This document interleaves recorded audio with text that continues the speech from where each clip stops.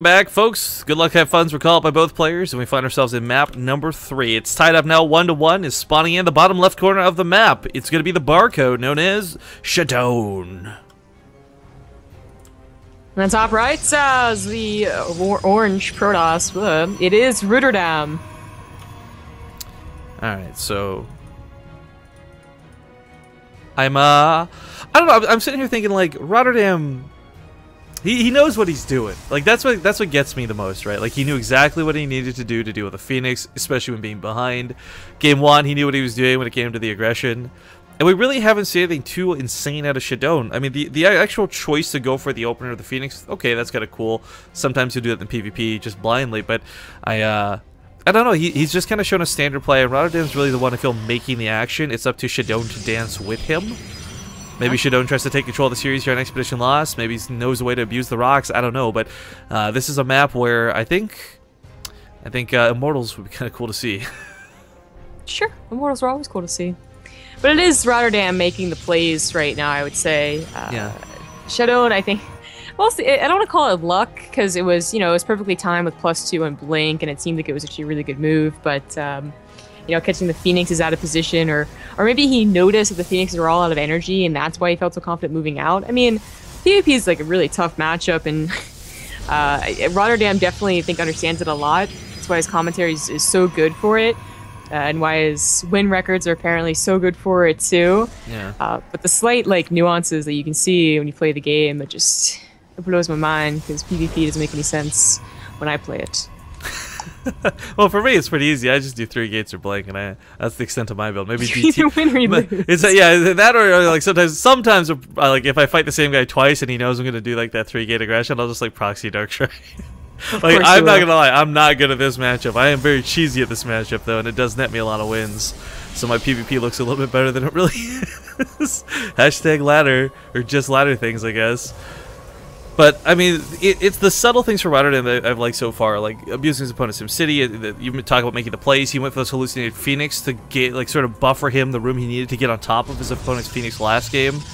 We're talking up a big game and maybe ends up losing this series, but even if he does, he's the one who's certainly been making the plays the whole way through. And I really hope that if he does get knocked out here, that he will keep playing in all the qualifiers, because I definitely want to see more Rotterdam matches. Yeah, well, he still has 2 more, including the last chance qualifier, maybe. Well, I mean, if you get far enough, if you're notable enough, you get those invites back. Right? Maybe.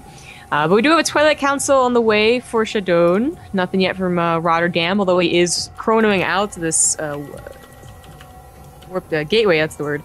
Gateway. I think he's been doing this in every single game, actually. Maybe not all of his chronos, though. That was like 3.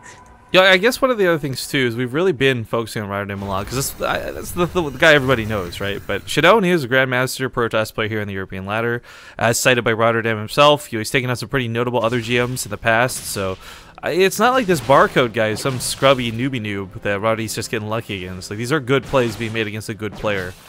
Uh-oh. I give him a bit of credit here, and then he loses the stock in the middle of the map, so maybe not. Well, I don't it might be personal bias because we know Rotterdam. Everyone loves Rotterdam, right? But it's also just that he's making the moves. He's being aggressive, so it's hard not to always talk about what he's doing as opposed to what Shadown is doing. I mean, this is looking very similar to that first game. Shadown getting those Blink Stalkers, or trying to, but Rotterdam just attacking with, well, not 4 Stalkers this time, but just 3. Militia Corps is also in position this time. That's a big difference. Not trying to harass on the side of the map. Yeah, there was no overcharge for that first game. It's a shame they didn't bring the probe with him, because he probably could have got a pylon up here on the high ground, and if he really wanted to lay it on thick, he could have just chronoed out his cooldowns here. Yeah, it looks like Shadown is on top of that, though. He did check the dead space. I don't know how much he could have gotten away with it. Well, back at home, he's getting his own Blink. He's going to chrono that out. I don't know how I feel about Blink versus Blink most of the time, to be honest. It almost does feel like that wasted investment, where if you can get past that mid-game and not go for your own Blink, you've saved yourself, that 150 gas or whatever. But going for the robot at the same time, he'll have high ground vision, he'll be able to snipe off his opponent's observers like what happened last game, and I guess more to the point, he'll be able to get Immortals out if he feels he needs it. So when I look at what's going on right now, either Rotterdam, like the way I feel it'll play out, either Rotterdam's the one who goes aggressive, or he expands. But either way, I don't think it's Shadown who's going to be moving out on the map, because he knows he doesn't have his own robot yet, he knows he doesn't have Immortals just yet. So what if you got Blink, if your opponent's still got more units than you? Looks like Rotterdam's gonna be the first one to expand here. He's almost up to 400 minerals. Oh, maybe not. Gets another immortal instead. Those games does get picked off, but it saw pretty much everything it needed to. I believe it even saw the robo. Yep. Shout out goes to Snow Python, by the way, resubbing 3 months in a row. Welcome back. Woo. He's not really moving up so much as he's just looking to see what's safe. Both of them do expand, and PvP. I don't know. I chuckle. Every time it's an expansion in PvP, it's the awkward kid at the dance who doesn't know about girls yet. You know, like PvP has the worst mechanics when it comes to expanding with one another, for one another, and they're doing it blindly and it'll work out here. But so many times we just see it like, oh, that scout, oops, I guess I should expand too. And that might be the case when it comes to thirds. I mean, this game, PvP, we don't really see it end a lot of the time on 2 bases if both Nexus actually go up. But whether it goes to the third base, whether it actually goes for aggression after this, I mean, Rotterdam still has a probe down here. Get some pylons down, start warping him some proxies, maybe sneak in a zealot or two. That'll be nice. Shadown is being, a little bit aggressive with his units, as he should be. He has Blink Stalkers. Unfortunately, Expedition lost. Not very good for Blink Stalkers, not at all. You really don't have a path in the back to jump up on. You're going to have to go ahead and break down those rocks and hope they don't notice, which Rotterdam probably wouldn't. I don't believe he has anything near enough. So Rowdy's going to get revealed here. The probe does go down, but he did get the pylon up, and he put it behind the high ground, or the grass, the tall grass, so high ground vision kind of helps hide that a little bit. Probe count definitely the favor of Shadown, but not by a whole lot. See if Rotterdam can make up that difference. Well, Rotterdam has a difference in army, and well, unless he uses it soon, then that isn't going to matter. He's going to have to chrono out those probes to really catch up. We'll see if he pushes out. He's only still on 3 gateways, chronoing out a third immortal. Yeah, third immortal, and he is pushing out. Now he's not going through the middle. This, I don't know if this is on purpose because he's thinking that the Naga wouldn't be taken and he's hoping to avoid this, like, the lone Blink Stalker in the middle of the map, or that's just where the pathing led him. I'm not sure, but it is going to go unscouted until this Blink Stalker sees it, but it only saw Blink Stalkers. Like, that's actually pretty big. Did that Phoenix see it? I think it caught the edge of, like, 1 immortal. I don't know if you realize that there's more than 1 or not, but Awkward Crab Walk is awkward coming over here to the side. We're going to get some Zealots warped in. Let's not forget some sentries will force field the ramp if this gets a little too out-of-handed. While Rotterdam does have his own blink, it might be a little too scary to actually walk up that ramp. So what he's doing is disengaging and going around the other way. And this reminds me of every Protoss vs. Terran game we tend to see on this map, where you try and juke your opponent out, so who cares about the bunkers in the front, you go through the back, or vice versa. Either way, he walks up into the natural with nothing opposing him. Decides not to go for it. I was worried for the force fields coming in, I was worried for the force fields going out. It was quite scary. Now, as far as army count goes, Rotterdam does have a Stalker lead, and he does have an Immortal lead. If he can find a way to get past this without the sentries seeing him, and the sentries do not see him, so the force field's going to miss the important units. Everything here in the main. Now, there's a photon overcharge to help out a little bit, but that's not that much damage considering this is a third Immortal here for Rotterdam. Should be able to just shred through those Stalkers, but the photon overcharge, a time-up captures all of the units. Force fields non-existent. Guardian Shield's trying to go down, but nobody's got any energy for anything. Rotterdam looks like he is going to take this fight pretty one-sidedly, but will that overcharge be enough to change the tide of the battle? He's going to walk to the natural instead. Still 3 Immortals are out. Another overcharge goes off. He's going to completely disengage from this. No. This is going to cost him one of his Immortals. Yeah, his Immortals, I mean, Shadow didn't have a lot of room. Yeah, that's true, but Shadow didn't have a lot of room backing up with the Blink Stalkers, but just enough that Blinks were in effect there. And chrono out another Immortal. Is a Colossus on the way now, in fact, that, Rotterdam, despite having 3 Immortals, even those force fields that didn't seem like they were doing too much, were still messing up a little bit the Immortal shooting at the actual Blink Stalkers. A lot of Zealots got the shots instead. So this, Rotterdam has like 1 more attack here. Now he is caught up in probes a little bit, so maybe if he disengages at least somewhat of his army, he can recover from this. Oh, just barely couldn't finish that Immortal. Tries to go for that shot, does take it out. Backing up once again. Unit count still somewhat even, but it's that upgrade lead now for Shadown. A cannon comes up. Photon Overcharge is gone at this point, but those Zealots, I kind of wish if Rotterdam had like 2 more in that fight, I think he would have been able to walk through that a little bit easier. But they're both moved to Colossus behind this. They're both kind of still in the same awkward spot in the game. Upgrades are pretty important in PvP, up to the point where you do have those Colossus. And yes, they affect the Colossus even more so because it's not Legacy of the Void. They haven't been nerfed to the ground yet.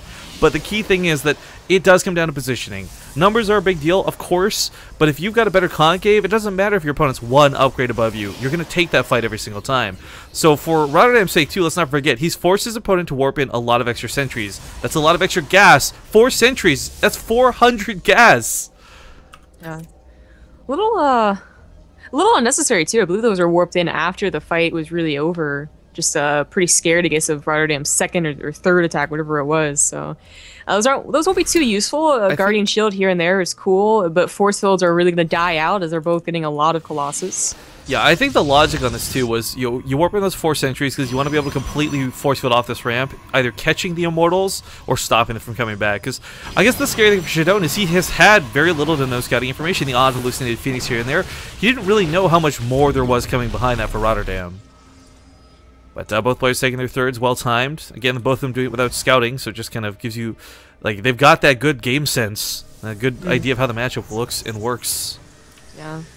Now, I was a little worried. I was looking at Shadown's bank, and it seemed to be a lot bigger than Rotterdam. I thought he might be teching a little bit better, but it doesn't look that to be the case. They both have similar Colossus counts. Charge finishing up. Again, it's only the upgrade that's really different here, but, you know, I was thinking who's going to throw down the Templar Archives first, start adding in Archons with a heavier gas bank.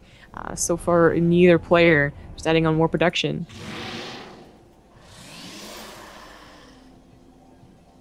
Well, Charge Lot's going to be nice. I'm personally, you know me at this point, hoping for a Warp Prism, but Rotterdam's going to go for the second Robo, so he might be able to squeeze one out. This might just be for more Colossus production, but if you guys don't see enough of the late game PvP, a lot of the times it does come down to these awkward Colossus numbers, where you get to about 6, and that's great. Maybe 8 is kind of questionable, but beyond that, you start really having diminishing returns on the effect of the Colossus. The amount of supply, the amount of minerals, the amount of gas they eat up is way more efficiently used than some Zealots to be some fluff for the army, or that extra Immortal to move in and attack. Archon's not really available for either yet. Rotterdam is going for that production-wise, but we do have his opponent moving out. And I don't know. He's down in supply. Rotterdam is down in supply. It's hitting at a very dangerous time. He just invested in the Templar Archives and the second Robo, and neither are going to come into effect here. Now, maybe if he stalls out a little bit more, we would maybe be able to morph in some Archons, but yeah, Shadown has to stall for like another 30 seconds to get that. Oh, it's not going to happen. Time Warp's going to be huge here, too, stalling Rotterdam from getting into that fight on time. Photon Overcharge is going to go down, but a Photon Overcharge at this stage of the game doesn't mean a whole hell of a lot. Now, while he is initially blocked out by the force fields, as the Colossus do break him, Zealot's just kind of floundering around here on the backside behind that high grass. Rotterdam loses his Nexus, but he might be able to take the army. No, Recall goes down, barely gets that off, saves the army, and Shadown with a great Nexus snipe. It's a good thing that Recall did go down. Oh, what? No, whoa, no. Hey, now. Rotterdam. Did you kill that? Wait, did you get it? Rotterdam, That's please. yours. That was like 5 seconds of awkwardness for both players. Okay. What the hell was that? Okay, so he gets a free Colossus. I don't know that the Colossus is necessarily going to catch up as far as losing a Nexus, but that was a good catch for Rotterdam. A bad rally from Shadown, clearly, but now they're going to be adding some Archons into their army, a little more fluff. Rotterdam did retain a lot of his army, though, from that fight. And Shadown, you know, he's replaced his army supply with a lot of Zealots, 17 in total, nothing to scoff at. But if the Colossus have positioning, if you're on the top of this cliff and you get a couple of free shots off, that's a lot of damage that Shadown's not going to be able to deal with. So this, once again, is going to come down to who's got a better spread, who's got the angle, maybe someone's got a high ground advantage. Rotterdam does have an extra Colossus up on his opponent, but truth be told, guys, this is really not that big of a factor. We got some Warpins coming to the north side, too, and he's going to have to, really pick and choose his battles here. He needs to warp in offensively. He does warp in offensively, and this leaves him somewhat undefended at home while those gateways are in cooldown. Cannon's going to get killed. Nexus finishes, so no chance to cancel. I feel like Rotterdam going out, you know, I guess it was good, like, scare tactic, kind of, but it is going to cost him. You know what? He's got a recall. He's got a recall, though. Maybe gets to the main, takes out the important tech, forces the recall, free hits on the Colossus while it's recalling in, takes out one of the Colossus immediately on that fight. Now, Rotterdam's not spread. He needs to move those Colossus left. He needs to move them right. Stutter step around best you can. Zealot's coming into the fight. Archon's on the backside merging in, but those Immortals still soaking some hits. Is this going to work for Rotterdam? He did force a full recall. Both players kind of on scraps for army, but with Shadown being split as badly as this is, can he even focus his fights? I don't know. This is going actually really, really close. Rotterdam did just lose his third Nexus again, so he needs to win this fight and continue pressing on. Takes out the gateways. Low on minerals. No more Warpins for his opponent, but we got some more Zealots coming to the front lines for Rotterdam. If he backs up, 3 Colossus are all that remain. It's going to be really hard to take this fight, and Rotterdam might not need that third because he might just win the game right here. The last Archon goes down. No more Zealots are left, and Shadown's left with one unit. Oh my god. He's going to get the Robo. Oh my god. Well, he could get the robo. Well, actually, it might be better to let him finish so you kill the Colossus that comes out of it. Colossus. I mean, That is true. there is a counterattack going up, but there's no way Rotterdam doesn't hold this with a couple of defensive warp-ins. So he's completely killed his opponent's production. There's a couple of Archons, I guess, in the low ground, but these Colossus on the high ground are not going to take any guff anytime soon. He's focusing down the pylons to make sure his opponent's got no more tech. This is just going fantastically. Rotterdam should have this game in the bag. It's going to take the best throw of all time to lose this match. Is it really going to be a throw? I mean, Rotterdam has to spend so much time. These Colossus do a lot of damage. Maybe not like the biggest, building it's the range. Killers in the world. It's the range.